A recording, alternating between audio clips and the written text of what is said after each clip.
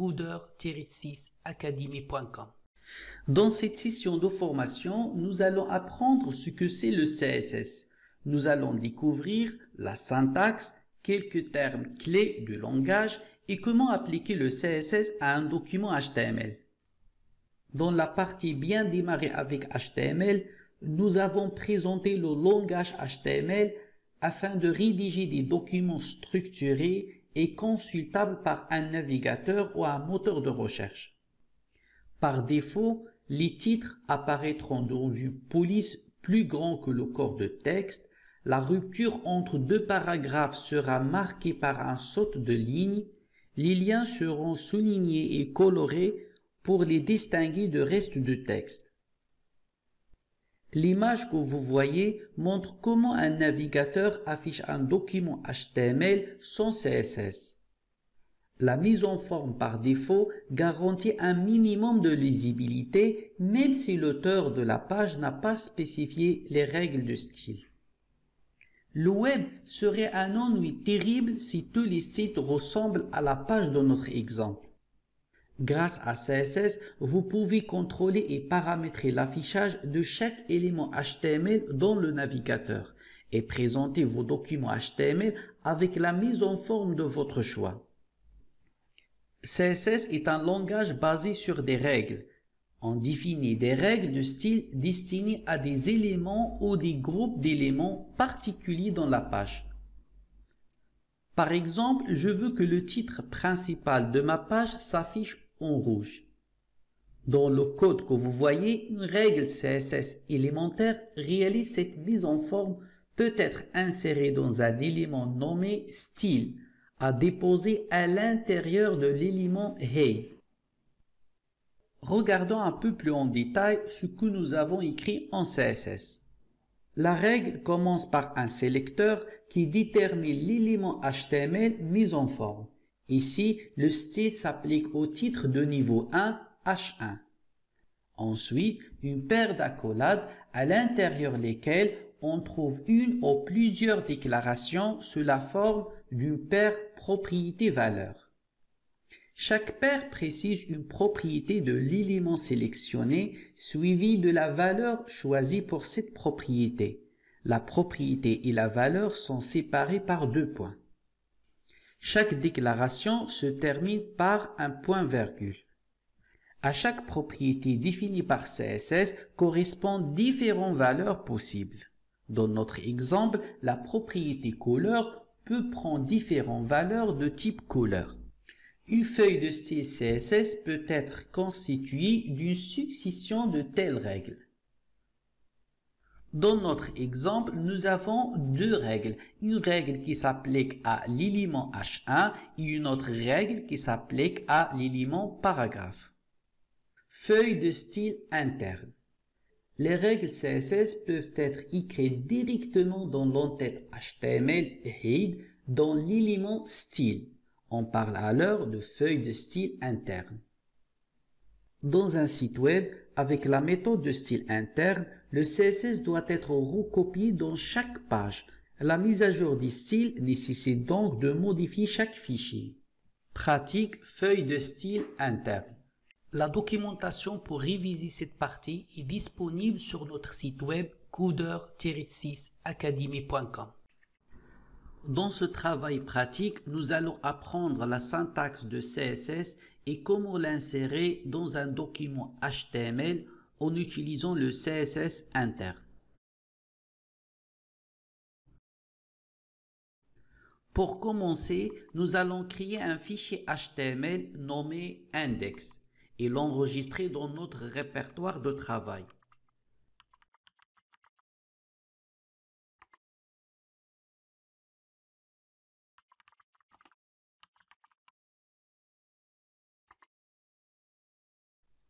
Nous ajoutons d'abord la structure d'un document HTML. Ensuite, nous écrivons le contenu de notre exemple qui comporte un titre de niveau 1, H1 et un paragraphe.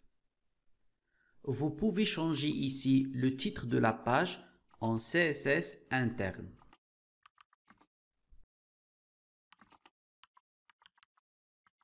Pour insérer des règles CSS internes à notre page, nous avons besoin de l'élément style à ajouter dans la balise Head. Ensuite, pour modifier la couleur de titre H1 en rouge, nous écrivons la règle suivante. D'abord, nous commençons par le sélecteur, ici H1, suivi par les accolades. À l'intérieur, nous créons une déclaration CSS en utilisant la propriété Color avec la valeur rouge. On enregistre et on affiche pour voir le résultat. Voilà, le navigateur affiche le titre H1 en rouge suivant la règle CSS que nous avons ajoutée à l'intérieur de l'élément style. Vous pouvez ajouter un autre style, par exemple nous voudrons changer la couleur de paragraphe en gris. Toujours, nous commençons par le sélecteur, c'est-à-dire P, suivi par une déclaration CSS, la propriété couleur avec la valeur rouge. On enregistre et on affiche. Voilà, le navigateur affiche le paragraphe en gris suivant les règles que nous avons insérées dans l'élément style. Cette façon d'insérer le CSS dans le document HTML s'appelle CSS interne. Coder-6academy.com. Feuille de style externe. Dans le cas du feuille de style externe, les règles CSS sont écrites dans un fichier séparé par l'extension .css. Un élément HTML link fait référence à ce fichier.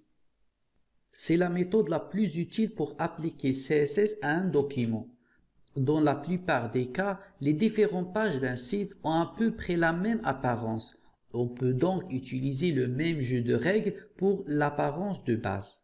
Il est dans ce cas commode d'écrire ces règles une seule fois dans une feuille de style commun à toutes les pages. L'attribut href de l'élément link doit pointer vers un fichier dans notre système de fichiers.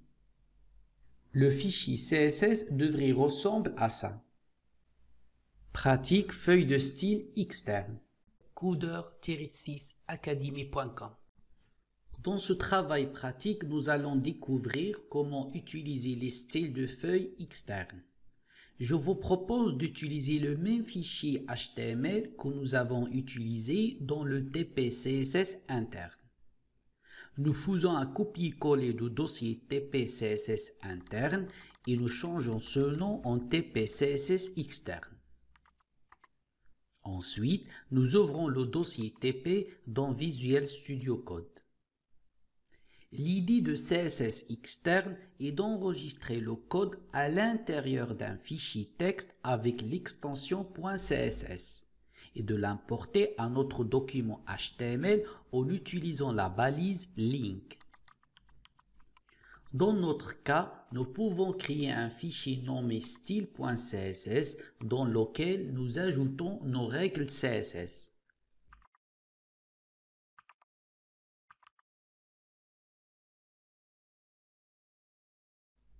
Et dans le document HTML, nous utilisons l'élément link pour appliquer et importer les règles CSS. C'est mieux de changer le titre de notre page en CSS externe pour que vous ayez des documents avec des titres décrivant leur contenu. On enregistre et on affiche.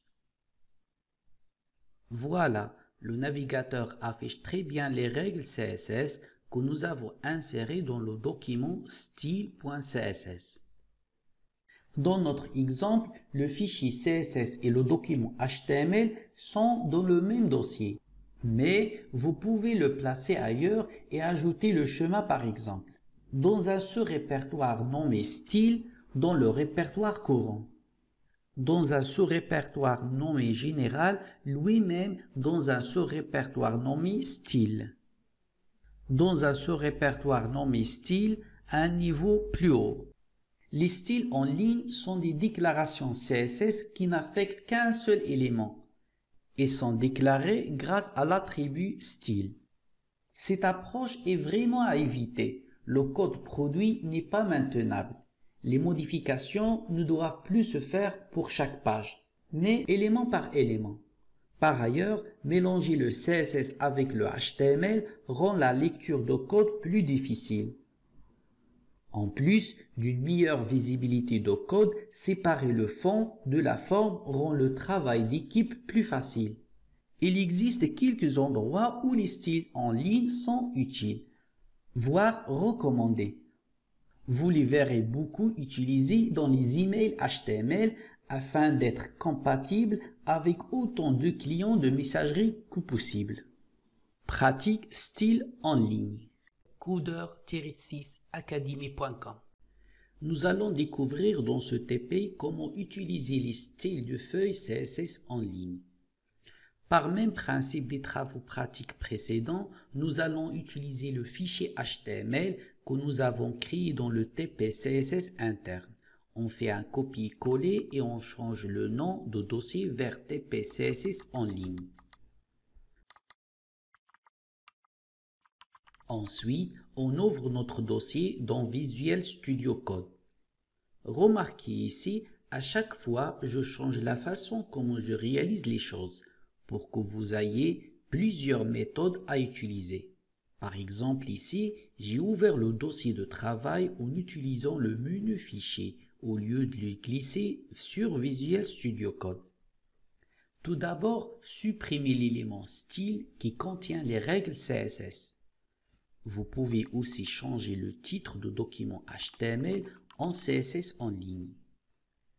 L'idée de CSS en ligne est d'ajouter les règles CSS en utilisant l'attribut style de l'élément HTML. Dans notre cas, pour changer la couleur de titre H1 en rouge, nous ajoutons la règle CSS à l'intérieur de l'attribut style. Par même principe, nous ajoutons le CSS pour l'élément P.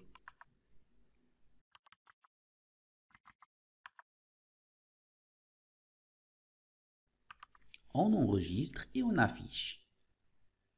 Voilà, le navigateur affiche très bien les règles que nous avons insérées dans les attributs style de l'élément H1 et P. Les commentaires. Les commentaires peuvent être utilisés en CSS en utilisant /étoile et étoile/.